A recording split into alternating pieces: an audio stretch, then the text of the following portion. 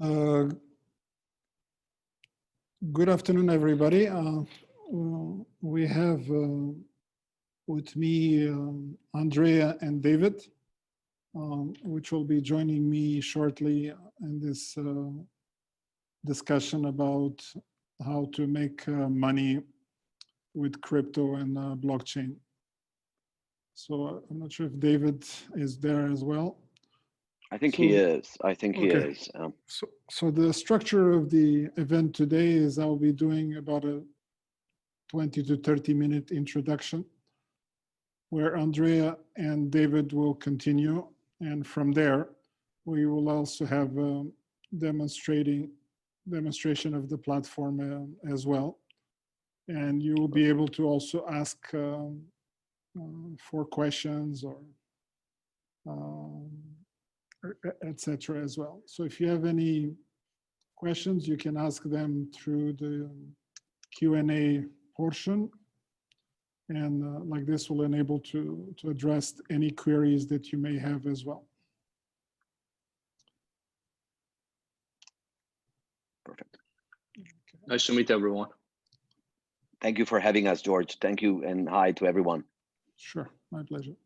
So let me see if I can switch.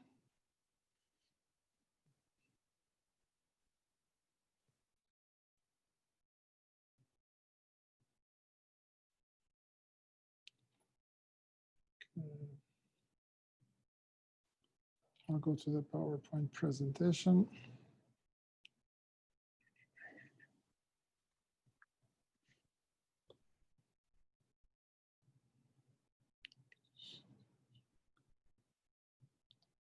Okay, so what we'll do, so we are in time, and to make sure, since everybody showed up here on time, we want to make sure that we also are respectful of the people that came and joined us today.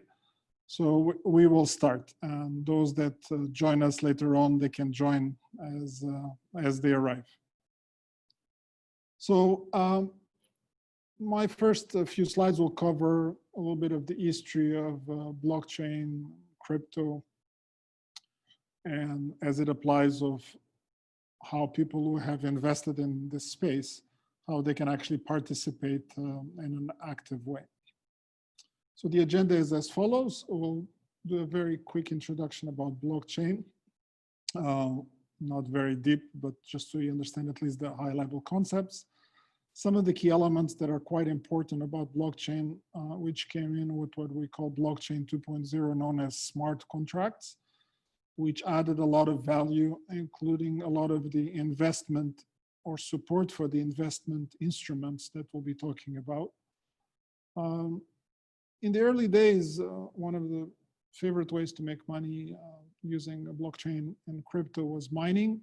However, over the years, mining has become relegated more and more to highly specialized individuals or facilities, simply because of the cost of electricity and the high level of cooling involved as well. We'll talk about some of the instruments that are available for people that invest in crypto and blockchain, usually known as ICOs or initial coin offering, which have disappeared over time, IEOs, initial exchange offering, and STOs, secure token offering. Obviously, anytime you deal with crypto, it's important to understand safety. So understanding crypto wallets, cold wallets, and the various types of wallets is quite important. And then we'll talk about some elements of investing, and we will then get on to Andrea and David to join us with more details about their presentation. So basically, when we talked about blockchain, it came about as a concept known as digital money. It was not a new concept because digital money has been around for quite a long time, but it tried to solve the problem without a centralized authority and enabling you to solve primarily what we refer to as the double spend problem, meaning that only one person at one time can have ownership of that asset. And basically through blockchain, it also kept a complete ledger of all the transactions between the various individuals and that environment as well. So one of the key elements with blockchain was the importance of decentralization. So not having a given individual or organization or central bank responsible for either the creation of the new money as it's being done today with printing of the US dollar, but also having control over the transactions. So that means people have the freedom to use them as much as they require, regardless of where they are. So blockchain technology is today used as a public ledger. And that technology enables us to perform a lot of the financial transactions, which is the first high-end use case of blockchain. But today, with the birth of enterprise blockchain, it can be used for things that have nothing to do with financial transactions, like, for example, supply chain management and others. And we typically refer to this as enterprise blockchain. Blockchain as a technology has some key elements that are extremely important. And here we're not to cover the whole important part of blockchain itself, but some of those key elements include cryptography. So if you come from the cybersecurity world, public key encryption with high degrees will ensure that the system remains protected for a long time. Long time could be 10, 20 years, because at some stage, a powerful enough computer could be made using things like quantum technology. But at least it's fairly safe for the next few years without any concerns whatsoever. It is a distributed ledger, so there's no central authority. And it has a mechanism known as consensus. So the people that actually run the nodes in the network agree to which transactions have been committed and represent what is the representation of the truth.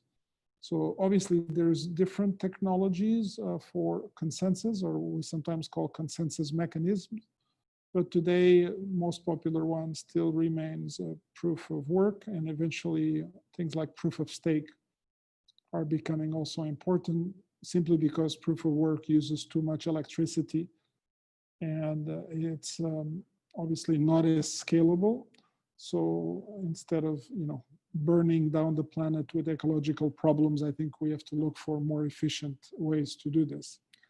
Other important technologies is like smart contracts, which allow us to represent the rules by which the transactions get created in that blockchain. So who gets paid when, what's the rules to create or destroy coins or to transfer coins between either an individual or a distributed set of individuals working together. We sometimes call this also DAO, distributed autonomous organization, but we will not be covering those topics here today.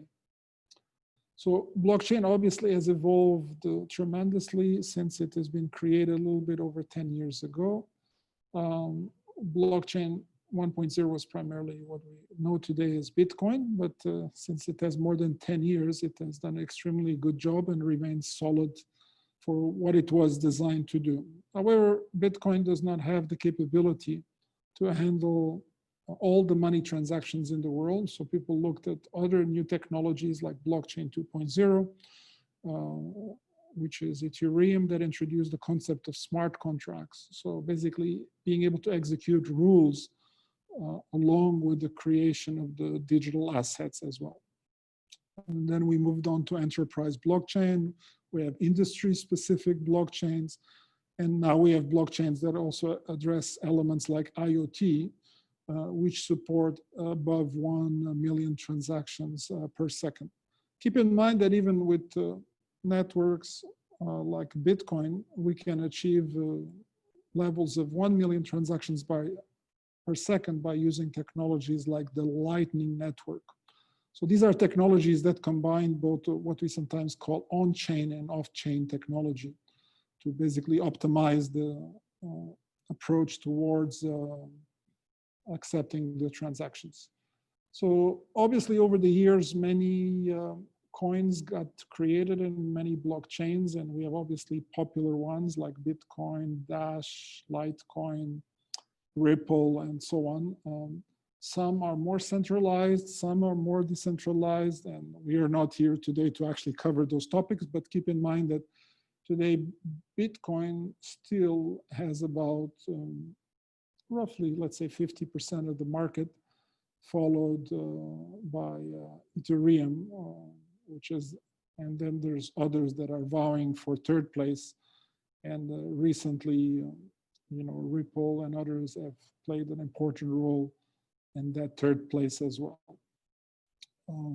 Where are we now? Of course, we are still in the early majority, so early innovators and adopters have already jumped on board, but still a very small percentage of the general public still uses cryptocurrencies in their investment. That really means that as those people come on board, what we really have is the capability to still have substantial growth. So it's almost like, if you look at the equivalent, is like investing in Amazon in the early days or investing in Microsoft or any of those companies. And if you did this today, you would have many thousands multiplier amount from the initial investment. So in the last few years, even what we call typically in our world institutional investors, that means the traditional banks, have started to use blockchain technology, and even organizations which were fiercely against Bitcoin, like JP Morgan, also are now somehow on board through some of the instruments or financial instruments that they use regularly. So what are things like, for example, smart contracts? Smart contracts is the capability to execute code. So these are the rules by which the cryptocurrencies get handled. Things like Bitcoin has no smart contracts built in, although there is add-on technologies that enable you to use smart contracts, but they are add-on. They are not part of the Bitcoin network. Where we look at Ethereum, which is blockchain 2.0, and soon we're going to have an upgrade to Ethereum in about 2 or 3 months, scheduled for June or so, but it's always a bit late. So Ethereum 2.0 is going to introduce massive changes and capability and scalability in the network. As you know, today, cryptocurrencies still have a big scalability problem. So smart contracts have the capability to add extra validation when the transactions actually get executed. So that really means it makes them extremely useful for things like investment instruments. And we'll look at some examples like ICOs, IEOs, and STOs shortly. So the way Ethereum works, it allows you to have the concept of a virtual machine, which enables you to actually execute code, which is kind of a cloud or blockchain hosted application, which gets executed every time a transaction gets performed within the network. So blockchain has many applications. Of course, financial is the most popular, Bitcoin being the first use case and still the most popular. But today, blockchain has many other uses like protecting IoT devices, doing identity management, can be used in healthcare, especially in the ongoing COVID-19 issues. And I have quite a few colleagues working on several applications using blockchain to protect. I'm involved also in quite a few projects that involve in the digitalization of assets. So that means this is about putting physical assets like gold, diamonds, or real estate and make them available through the blockchain.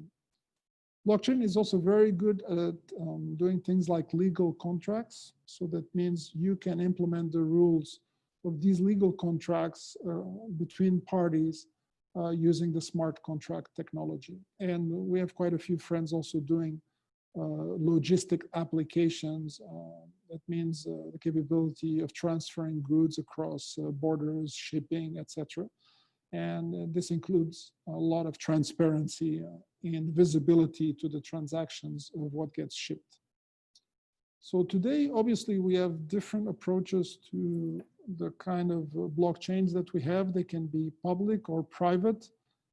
Typically, cryptocurrencies use most of the times public because it makes more sense. There's, of course, a few exceptions to that, which in many cases would be national currencies of countries. However, things like Bitcoin and Ethereum are basically public blockchain networks.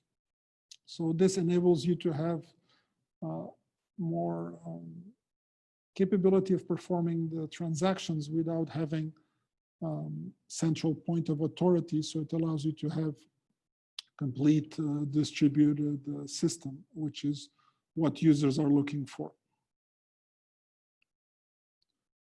Obviously, people are still continue to ask what is really blockchain, and I always like Dilbert. So regardless how much we talk about blockchain, people still don't quite know what blockchain is. But why we're here is that because we can actually make some money with it. So let's see how we can make some money with this blockchain. So the first way we can make money with this blockchain is what we know as smart map mining. And mining is one of the functions that is used in managing the distributed network of blockchains. So in blockchains, we use blocks that are connected together. So in order for us to accept these transactions and store these blocks, the miners have to agree on which blocks are the next blocks that need to be accepted. So the miners compete for the role of these blocks. And of course, since the problem has become quite sophisticated, these miners tend to organize themselves into mining pools. So although the first time it was a single computer, today mining cryptocurrency has become an extremely difficult puzzle. If we look specifically at Bitcoin, just a few weeks ago, we had a concept known as the halving. And what the halving really meant is that the miners working on the Bitcoin blocks will be rewarded half of the Bitcoins for the same amount of work that they were performing 3 weeks ago. So that means they will be using more electricity and the costs will be going up. That's one of the reasons why we have inflation in the Bitcoin and the price is got pressures to go up slowly. As I mentioned, miners tend to work together to solve the problem. So that means by clubbing their CPU capacity together, they have more chance to get rewards of the blocks. And these rewards are then shared across all the members of this mining pool. It is quite a structured approach on how to do that, but today we will not cover the very deep technical details about mining. But you can say in the early days of Bitcoin, mining was done on a simple laptop, but the days of being able to mine on a single laptop are gone. Although there is some blockchain 4 and 5.0 that actually enables you to mine on a mobile, which is a very low power consumption device. But we're not talking about mining Bitcoin, but mining a much lighter coin, which has the capability to be mined using very low CPU power. Besides the traditional approach towards mining on traditional computer CPU resources, then we add the birth of specialized computers.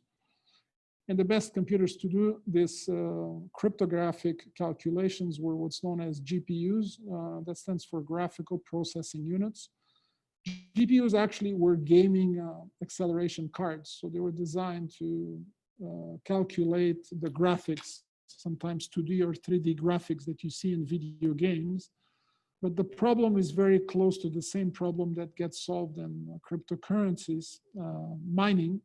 So people started buying these GPU cards to do mining, which really meant that the people that played video games were not very happy because they ended up paying a lot more to play video games because the cost of these cards went through the roof. So of course, mining evolved into a real business. So today mining, and this is again one of the early mining kind of pools, where you have very specialized CPUs that you put on a rack with minimal cooling, and they're calculating all the necessary support for the next blocks. One has to keep in mind that also the miners store an actual copy of the blockchain transactions. So this is one of the reasons why the miners also get rewarded for that function. So it's not just about adding new blocks, but also safekeeping the network from any attack as well. And then we had the birth of even more specialized hardware that today gets heavily used in a lot of the cryptocurrencies known as async. To give you an idea, today an async machine can be bought for about $4,000 to $5,000 or $10,000. And if you run it in a fairly low cost of electrical environment, this machine will pay for itself in about 6 to 8 months, which means not only you get the original price of the machine, you can already get enough rewards to get almost twice the value of the machine. So today mining pools look a lot more sophisticated, and they resemble closer to the traditional data centers that we have in the past. And we have some of them even using innovative cooling techniques like water, air cooling, or immersion cooling to provide even more efficiency. Other ways to make money in cryptocurrencies and blockchain is what we call ICOs, IEOs, and STOs.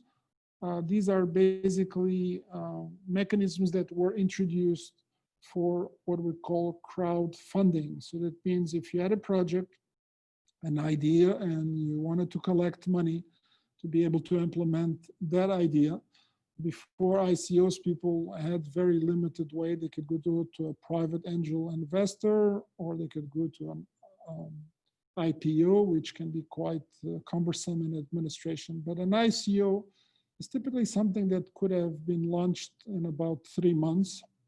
So that means it became very popular, and quite a lot of ICOs got launched over the last 5+ years, with the peak about 2.5, 3 years ago. But since then, 90 or even 95% of the ICOs have disappeared. And simple reason they have disappeared is because there was a lot of scams, and people who invested money in them never got the necessary rewards. So the way ICO works is you present an idea of your project through a white paper, you created tokens, people would buy these tokens as an investment in your project, and if your project was successful, they would be rewarded either by additional tokens or by an increase in value of these tokens. Today, ICOs have been replaced by what we call IEOs, or initial exchange offerings. So instead of ICO, and they're almost similar in the sense that the instruments are all the same, they tend to be organized around an exchange platform. So they exchange for a fixed amount of money, which is anywhere from 2 Bitcoins up to 10 Bitcoins, or sometimes even more. We'll be able to do all the launch of your fundraising, including things like, for example, market making as well. So IEOs enable you to raise funds for your project ideas, where the exchange helps you reach those investors and create a community that will invest in your project much faster. But even ICOs or IEOs has its own problems. One is that what is really backing that ICO or IEO as an asset? Not really much, other than just the white paper or the success of the project.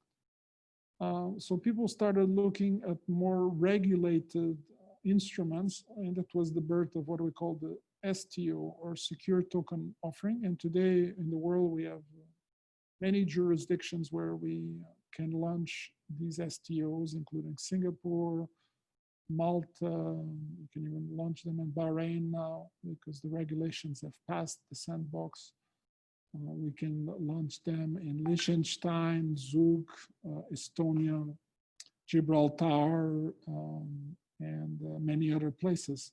So this enables you to issue tokens, but with the protection of legislation.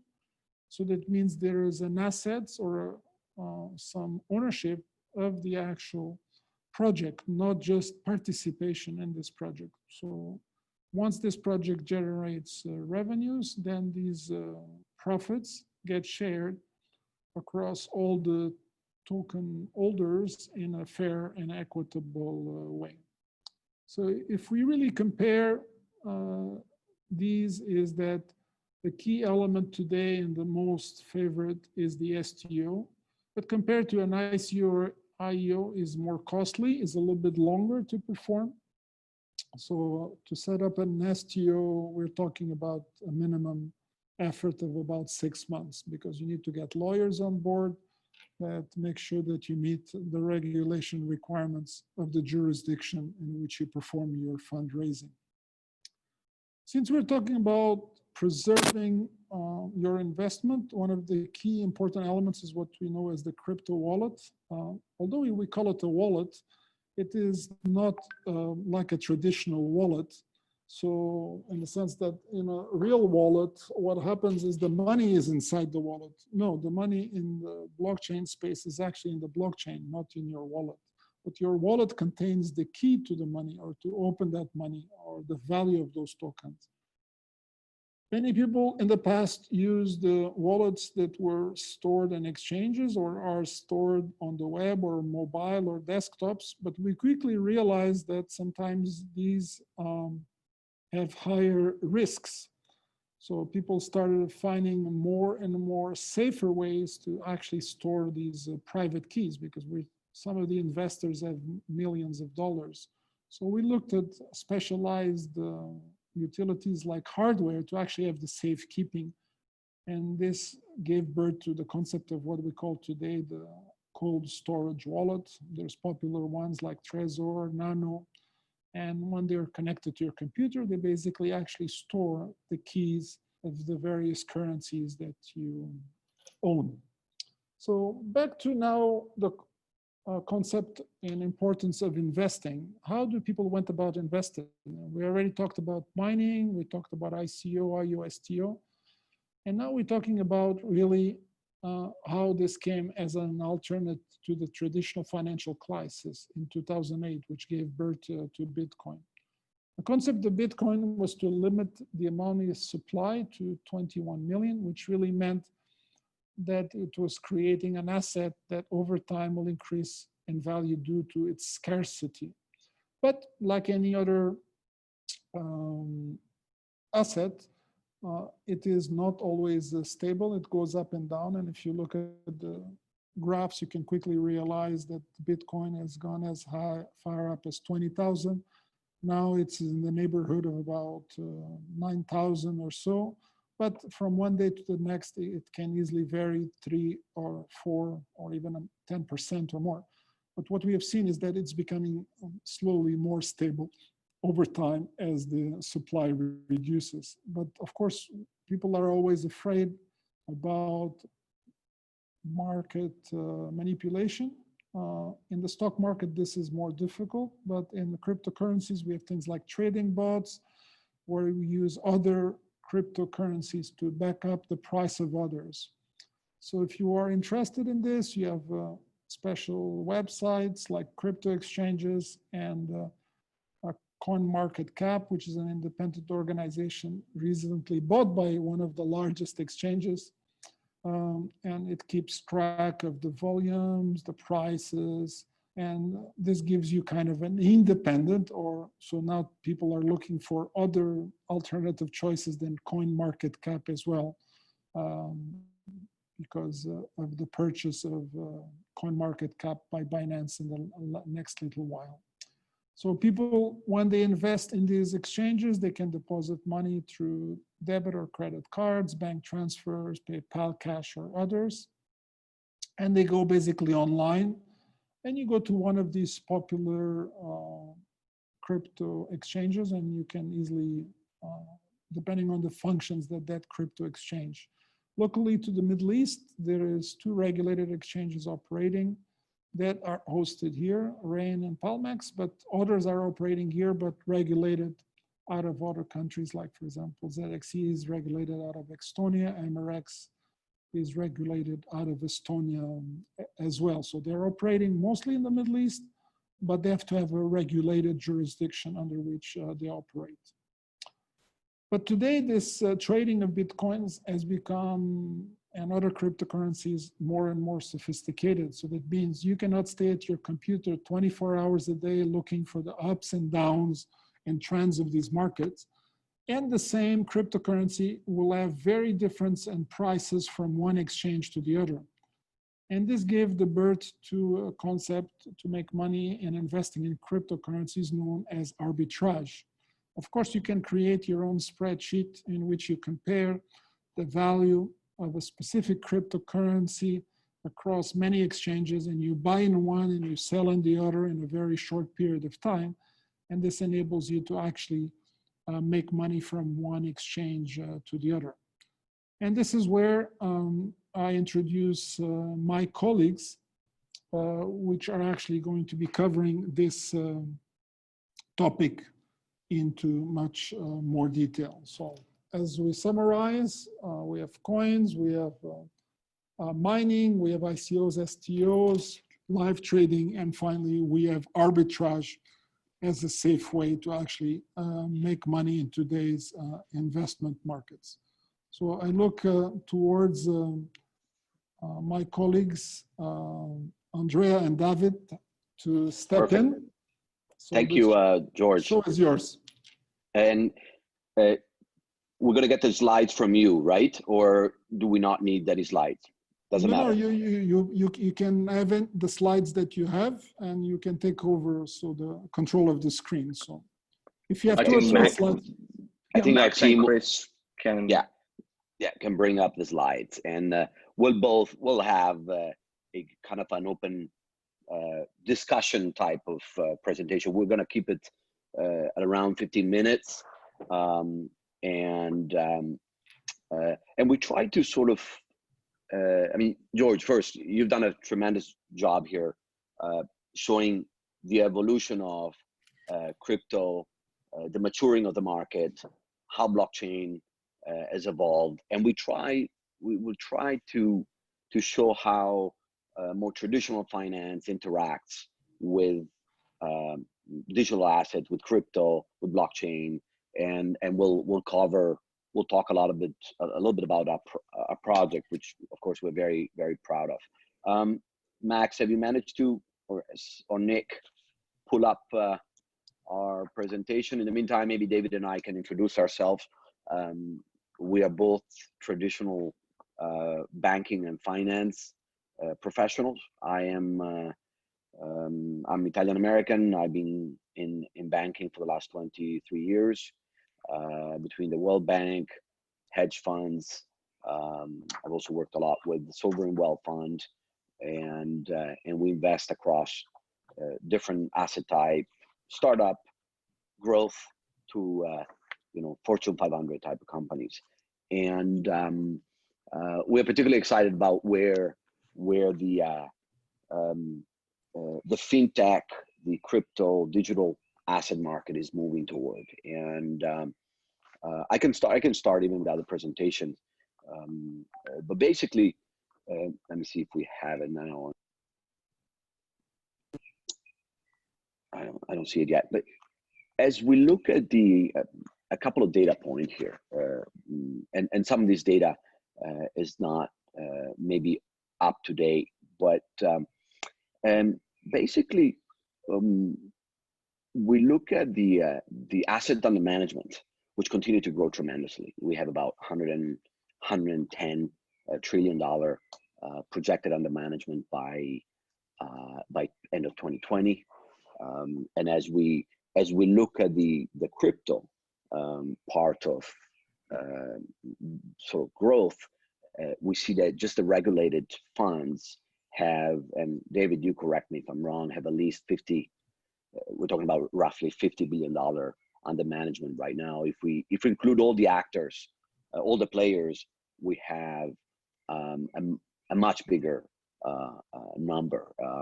So I think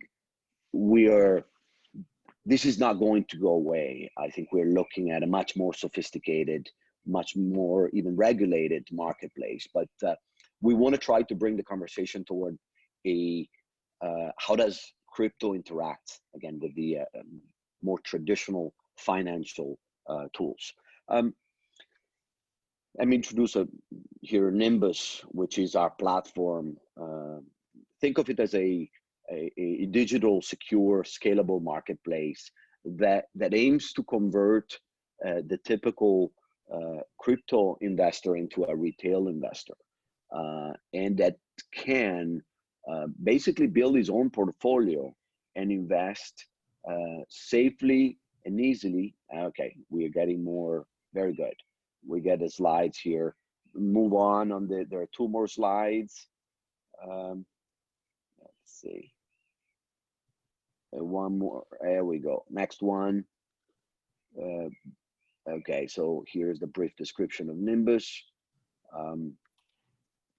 And which is what we call the more, I don't want to say sophisticated, but more mature platform to convert the typical crypto investor into retail investors that in the future will be able to, invest in stocks, in ETFs, in crypto, in IPOs, pre-IPOs, REITs, and products that are normally not available to the typical crypto investor. If we can move to the next slide, next two slides actually. We go to basically the marketplace. Marketplace is, it's our home. This is where the different applications, including Avalon app, Avalon Bounty, IPO Hub that we'll cover in a few minutes, allow the user to jump into algorithmic trading arbitrage, for example, that's Avalon, as well as invest in initial public offering.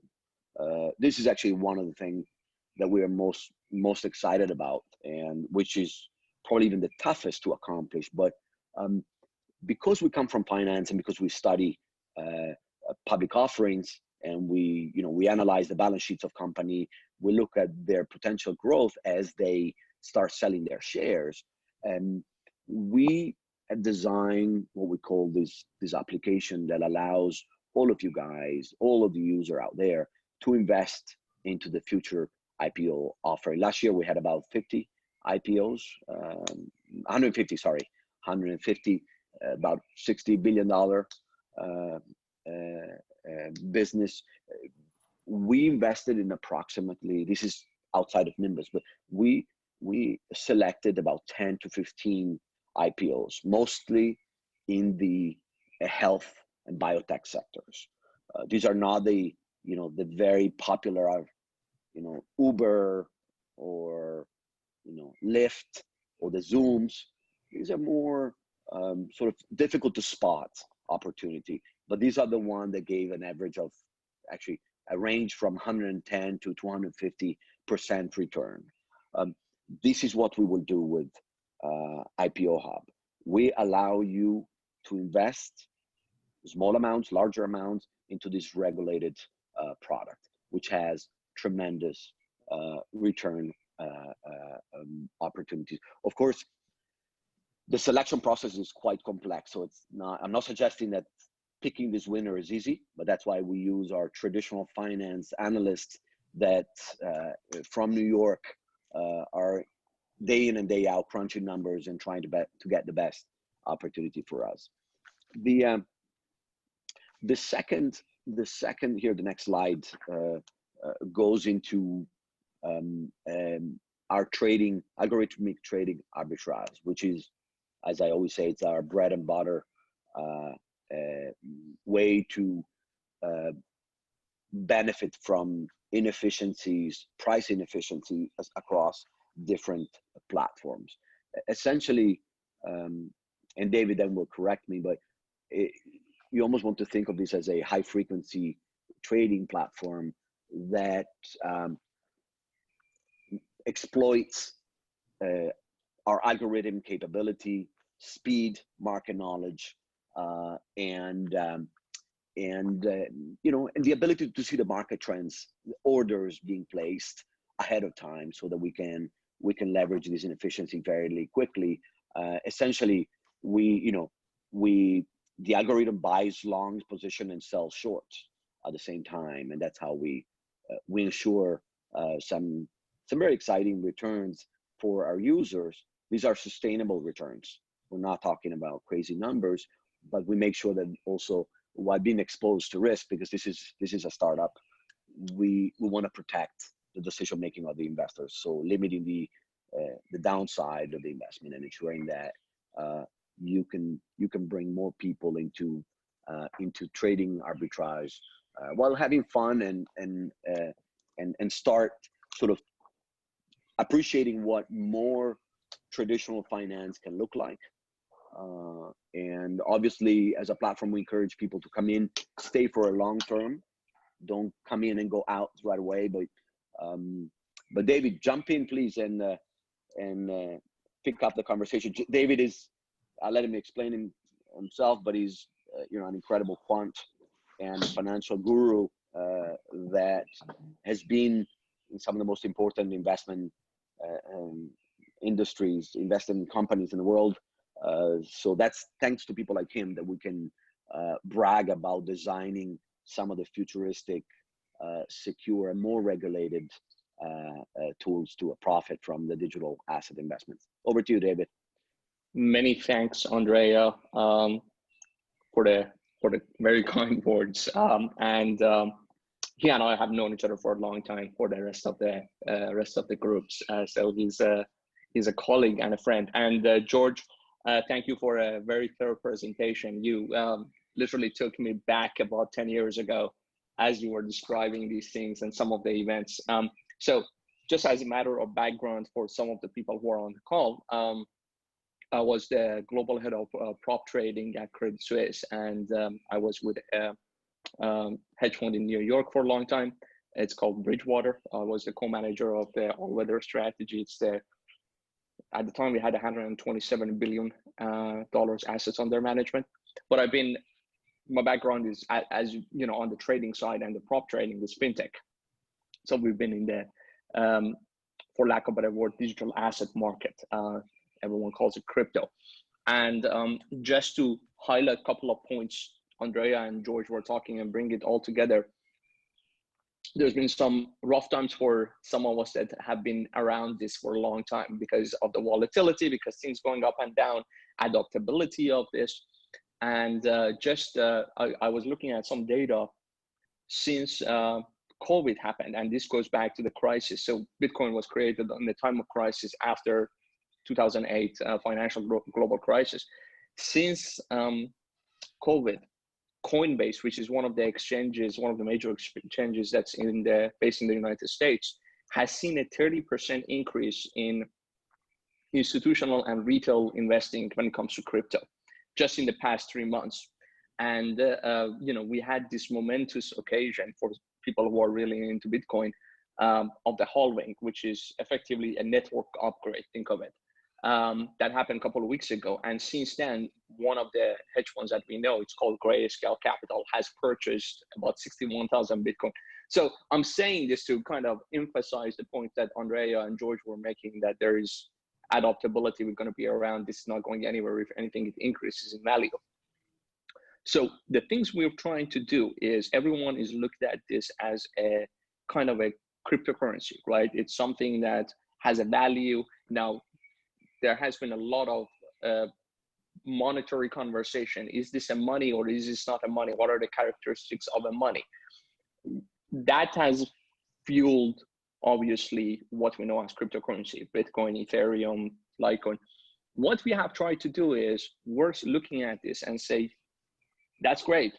Money is money, whether it's money or not. And we believe this is money. We believe, especially, some of the more prominent ones, similar to Bitcoin, which is especially decentralized, it has a monetary value. So beside, what do you do with money? you actually do investments. You make more money with money. So if you were looking at this as just, hey, this is a value of money, I'm just going to hold it somewhere, eventually, yeah, sure, it goes up, but at the same time, you actually introduce this into the global financial market.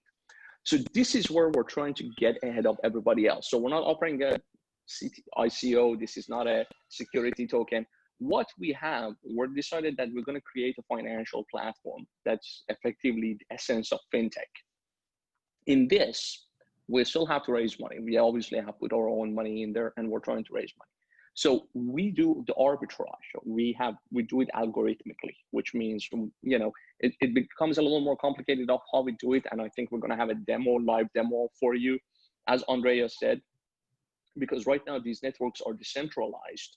What we do is there is not a single price of Bitcoin. There is price differentiation, and time becomes a very important essence in this, because although these prices normalize over sometimes 2 seconds, 5 seconds, 10 seconds, you know, 5 years ago, these prices were widely different. Now the margins are much narrower, but still there is enough margin that we trade in one exchange against another exchange, and we actually capture the delta. That's the essence of what we do. Now, in order to hedge that, similar to a hedge fund, what we do, and by hedging, I mean to reduce the risk, the market risk. We go on the short and long on certain other external exchanges, which you're going to see on the live demo that our colleagues are going to present. So this is a sense of what we have, and we're calling that Avalon. Avalon fuels the engine of Nimbus, in the sense that it's generating profit for us, and also it's generating profit for our users. The thing that we're trying to do here is not necessarily Avalon. This is going to look, we're trying to use Avalon to get to the next stage. What is the next stage? The next stage is for the cryptocurrency, that is a type of money, to actually be used in investments, traditional investments. I'm talking stocks, bonds, derivatives, options, equities, FX, whatever. And the way we do that is through what we call IPO Hub, which Andrea alluded to this, which would go after the initial public offering companies that are coming in. Now that process, we're calling it IPO Hub because IPOs are a little more exciting, right? But in general, the entire concept works similarly as if you wanted to participate in a stock market. The process is the same, whether we're doing an IPO or we're purchasing a traditional, what we call blue chip company, which is a major company, similar if you were buying Pfizer or Facebook or Google or something else. So what we're trying to do is bridge the world of investments with these cryptocurrencies, but in a very digital way. So we're kind of going, this is the essence of the fintech.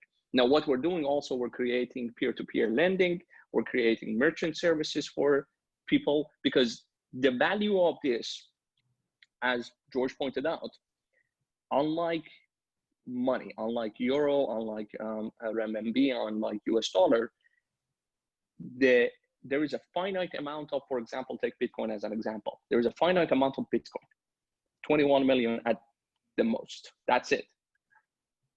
As a result, the value of this is going to increase as there is more adaptability. We believe that, right? And it can be fractionalized down to, you know, whatever decimal. What we do on the peer-to-peer lending and on the adaptability, the more on the merchant services, the more merchants, the more people adopt this and use this, the higher the value of these currencies are going to be. So that's our other thing. We're increasing adaptability and also generating revenue for our shareholders, for our users. And we have a couple of programs that we get into. We are right now, think of it as a crowdfunding way, but a normal crowdfunding, because we're trying to grow. So we're looking at the top line growth. And by top line growth, I mean right now, getting users for us is the most important element, right? We know we get the money, we know we get everything else. But right now we want a global adaptability.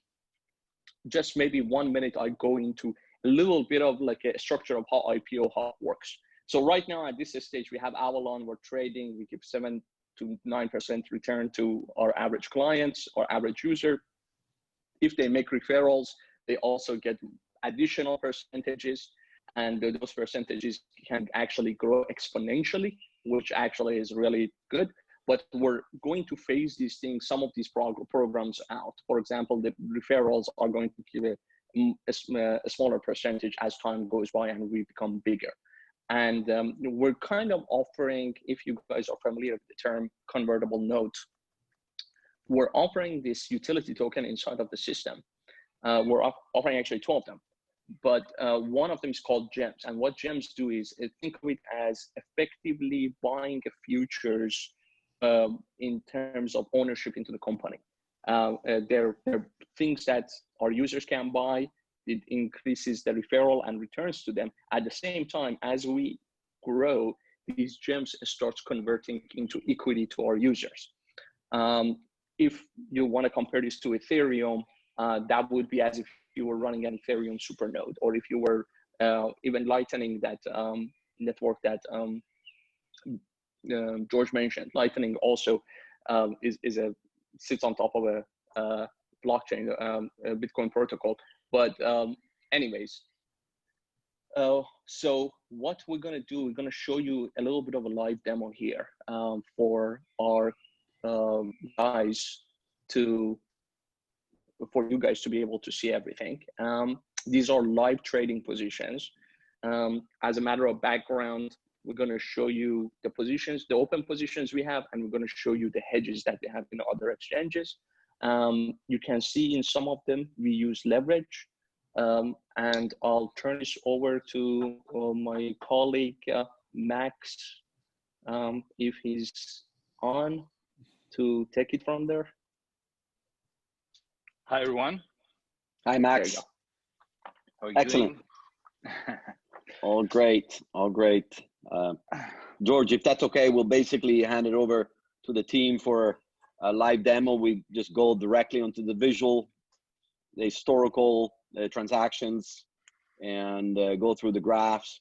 Over to you, Max. All right, thanks a lot. Just I need just a couple of seconds to get prepared for everything. Very good. I think we'll be ready to start. So thank you guys very much for your speeches.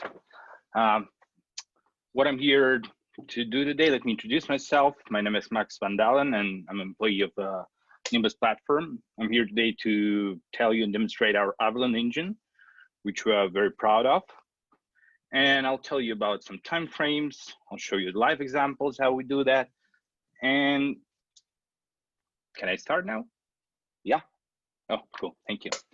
Okay. So the Avalon engine is a trading system which was developed for the cryptocurrency market, and the development of this trading system began in the fall of 2017. The working prototype you're about to see was ready by mid-2018, and the integration of the algorithm itself into the Nimbus platform based on Avalon application began in May 2019. The same year in September, the algorithm was launched on the company's accounts. Trading instruments are the most liquid cryptocurrencies with a capitalization more than $1 billion. And all our strategies are based on the search for inefficiencies between centralized cryptocurrency exchanges, that is spatial arbitrage you were talking about. Exchanges are selected on the basis of the highest liquidity and margin.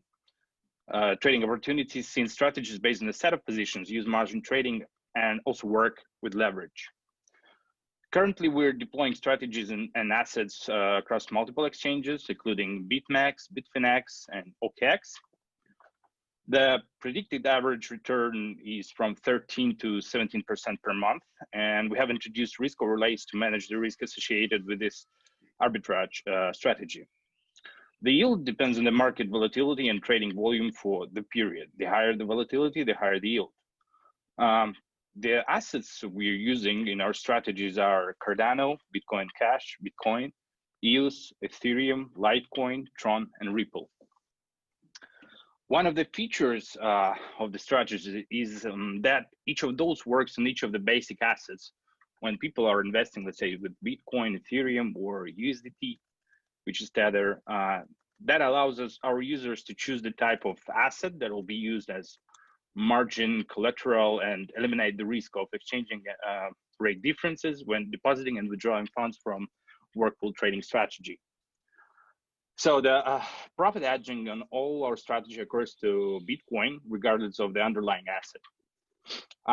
To build an investment portfolio, the financial asset valuation algorithms are used to find and determine revalued and or undervalued assets based on the quantitative and qualitative estimates of both an individual asset and the market as a whole. From the assets found in this way, then a portfolio is neutral to the market, so which is constantly rebalanced based on the current market conditions. When inefficiencies are found in the market, the long and short positions are used to buy and sell assets respectively. Thus, we avoid the need to transfer funds between exchanges, so it's leveling various transactional risks. The investment portfolio is generally neutral to the market. The actual returns are not correlated with any of the underlying assets which being traded. Let me show you the main work principles here, so it'll be more understandable for the audience. To implement the trading strategy, especially developed software is used that performs operation according to a predetermined trading plan. At the moment, the team has all the necessary infrastructure to maintain and increase trading volumes. So I think it's more than enough of the theory. And now I'm gonna move to live demonstrations from Excellent. Yeah, just give me one more second. I'll prepare everything and we'll continue.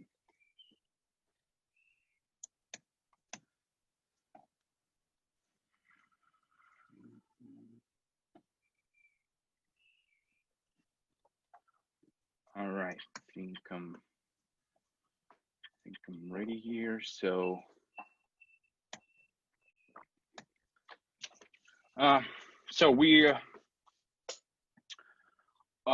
showing you actually the live work of the algorithm, the Avalon engine here, and I just wanted to inform you, right, that the information is very sensitive, and of course, in security reasons and of intellectual property, corporate policy, I'm allowed to show you just a part of it.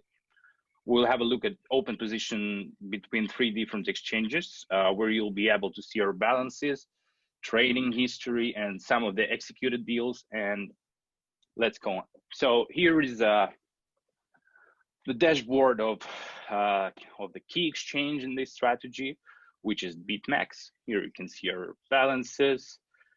Here we'll see some of our open positions here, and this strategy works, as I said before, between 3 different exchanges. And what I'm going to show you is the open positions and the opposite open positions on the other exchanges.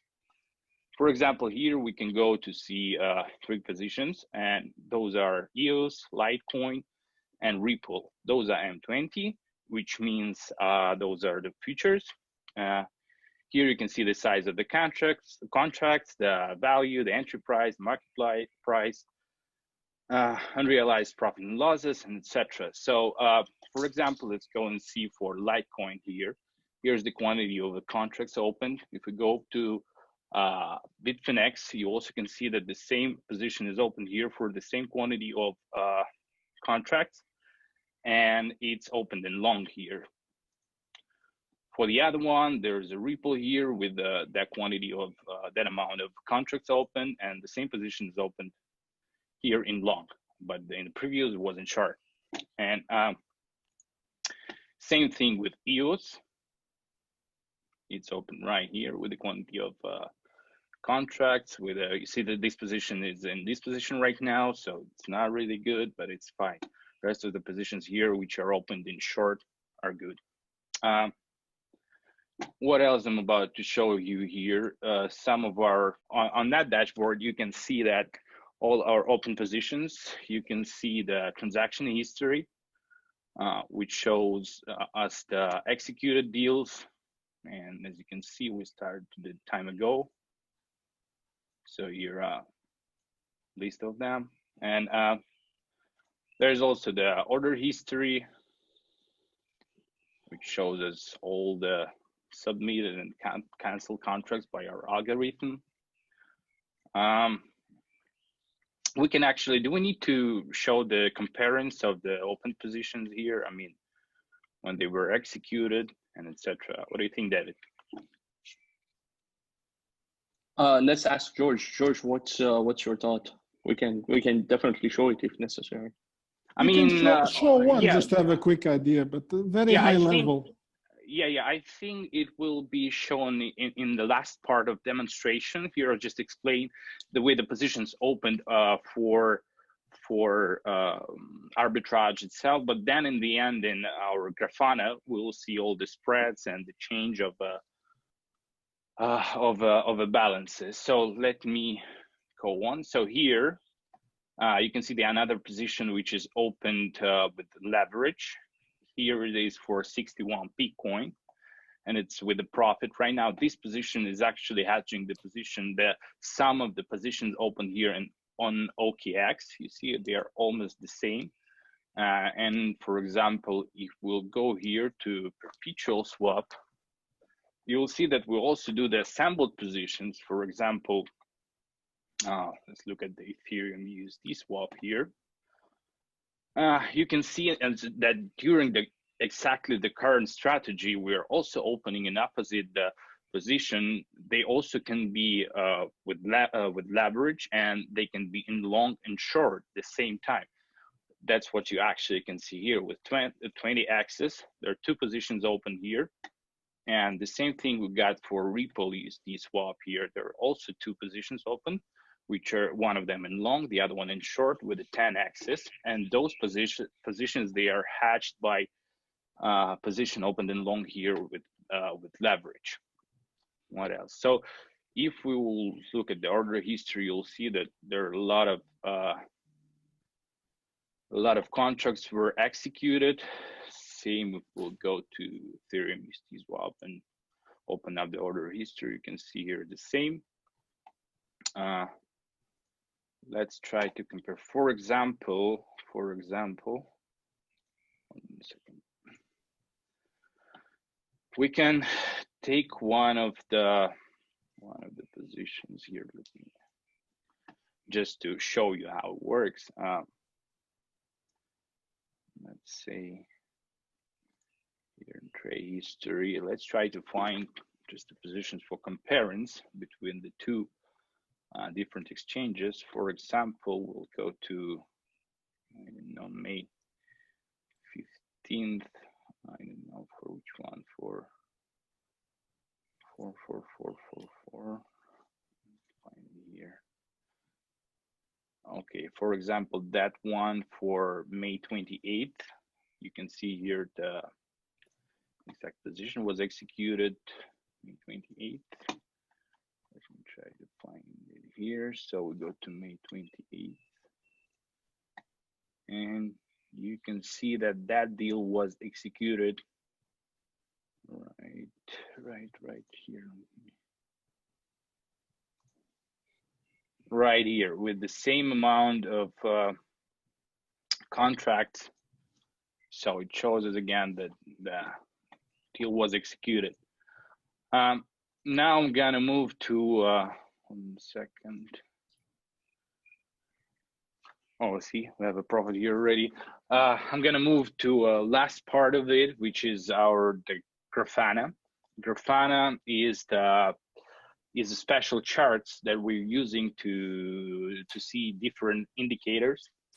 For example, that graph right here is a graph of our profit, and it shows our profits across different exchanges by current strategy. If I'll move it from left to the right, you can see that the average daily profit here differs from 0.4 to 0.9%.